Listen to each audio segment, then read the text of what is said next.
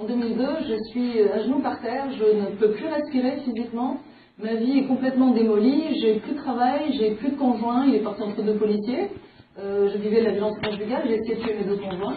Je les ai loupés, je vous rassure tout de suite, et je suis désactivée maintenant. J'étais complètement alcoolisée, je faisais de l'anxiété généralisée, j'avais des dettes par-dessus la tête, j'étais dans une situation épouvantable, ça faisait 9 mois que j'étais au Québec, et je pensais que j'étais arrivée en terre promise, je pensais que j'étais au paradis. Donc bienvenue au Québec, j'ai terminé de détruire ma vie et je l'ai reconstruite. C'est ce dont je vais vous faire part aujourd'hui. Alors, les personnes qui me connaissent depuis un certain temps, depuis le syndrome de Tarzan et gagné au jeu des échecs amoureux, se demandent, mais avez-vous rencontré votre roi? Eh bien oui, depuis 2 ans et demi, je l'ai rencontré. Donc, je sais de quoi je parle.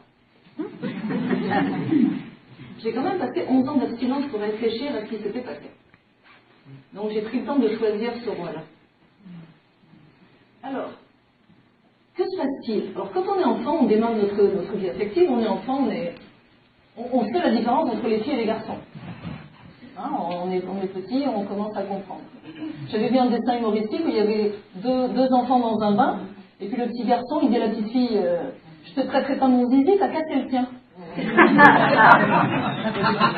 Donc on sait la différence, hein, mais jusque-là tout va bien. Puis on arrive à l'adolescence. Alors l'adolescence, on est peut-être un petit peu gonflé, un petit peu fou, là, puis hop, on va s'essayer, comment dire bon québécois, puis des fois, on va se casser les dents. On a un intérêt pour une petite fille, puis elle ne nous regarde pas, on a un intérêt pour un petit gars, puis il ne vient pas vers nous, et là, hop. Si ça marche au début, tout va bien, ça développe notre confiance, si ça ne marche pas, qu'est-ce qui se passe? La confiance, elle commence à prendre une gifle. Ça, c'est l'adolescence. On arrive au monde adulte. Bon, soit on a eu de la chance, on a trouvé tout de suite la bonne personne, et puis ceux qui ont trouvé la bonne personne tout de suite, ils sont pas là. Ils sont heureux, puis ils vont bien. Mais on vit un premier échec. Bon, hein, meilleure chance la prochaine fois. Un deuxième échec. Bon. Puis là, on se dit, jamais 203. Vous connaissez la formule jamais 203? Là, la confiance, elle commence à descendre un petit peu. Un troisième échec. Puis un quatrième, puis un cinquième. Et là, la confiance, elle est descendue dans les chaussettes. C'est là qu'on commence à attirer des personnes qui sont en déséquilibre affectif parce qu'on les soi-même, au lieu de développer notre confiance et notre estime, elle diminue, et plus la confiance diminue, plus on attire des grands prédateurs. C'est comme les requins dans l'eau, vous savez, si vous saignez, vous attirez des requins, plus vous saignez, plus vous attirez des gros requins. Donc voilà le portrait. Il y en a qui sont heureux en couple, mais parfois après plusieurs échecs, mais ils ont compris des choses. Et quand on attire toujours la même chose, il faut se poser des questions. Parce qu'effectivement, les personnes qui viennent vers vous sont des personnes que vous attirez, donc ça vient de vous. C'est vous, par vos mauvaises programmations, qui attirez ces personnes-là.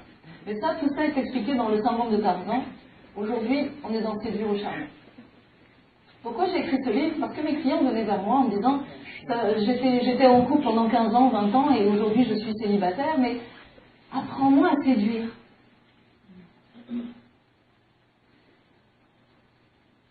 On verra plus tard comment on fait, hein. On verra si c'est une bonne idée de séduire.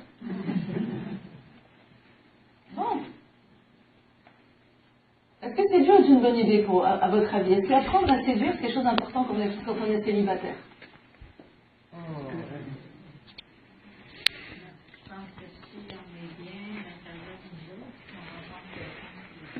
Oui. C'est pas séduire pour avoir, mais séduire parce que ça nous conteste qu'il y a un long, moi j'appellerais ça investir. Oui, parce qu'en fait, comme personne n'a jamais fait la différence entre séduire et charmer, on emploie ou l'un ou l'autre, on ne fait pas attention, mais c'est parce que, en fait, cette distinction me sert exactement à faire comprendre deux stratégies différentes. Mais vous avez raison, on est ce qu'on est, et puis la personne, on va s'accoupler avec des gens qui devraient être comme nous. Il y a 4 croyances qui sont archi fausses. Dans un couple, il y en a toujours un qui domine, c'est faux. Dans un couple équilibré, c'est égal. S'il y en a un qui domine, il y en a un qui est méprisé et l'autre qui méprise. Alors il y a des petits mépris et des grands mépris, il y a des petites dominations et des grandes dominations. Mais un couple, c'est égal. C'est 2 personnes qui sont égales. Donc, aimer c'est souffrir, c'est faux. Comment est-ce qu'on peut associer l'amour à la souffrance? Ça ne marche pas. Vous savez quoi? Moi, j'ai respecté tout ça. Aimer c'est souffrir? J'ai souffert en tas d'alouettes. Il y en a toujours un qui domine, et je me suis laissé dominer par les 2 que j'ai essayé de tuer. Les extrêmes s'attirent? Ben oui, on était complètement opposés. Alors là, le premier mois, j'avais choisi les opposés. Il faut faire des sacrifices, des concessions, des compromis, ça aussi j'en ai fait. Je les ai tous faits. Vous savez où ça a failli me conduire? En prison. Parce qu'avec tous ces principes-là, j'ai essayé de les tuer les deux. Et c'est pas une métaphore. Donc peut-être qu'il faut se demander s'il n'y a pas d'autres principes. Non, c'est pas vrai qu'il y en a toujours un qui domine. On doit être égaux. C'est pas vrai qu'aimer c'est souffrir, c'est impossible de croire une chose pareille. Aimer c'est être heureux. C'est pas vrai qu'il faut faire des sacrifices, des compromis, des concessions, parce que ça veut dire que vous laissez l'autre vous dominer, vous achetez la paix. Et c'est toujours vous qui allez perdre. Et c'est pas vrai que les extrêmes s'attirent, il faut aller chercher la même personne que vous. Dans Gagner au jeu des échecs amoureux, je vous l'ai expliqué, c'est d'aller chercher la même personne que vous. Moi, mon conjoint, il est identique à moi. C'est tellement amusant, on a la même façon de se déshabiller. Mais on est identiques, on a à peu près le même métier, on est entrepreneurs tous les deux, on a la même façon de penser, on est spirituels tous les deux.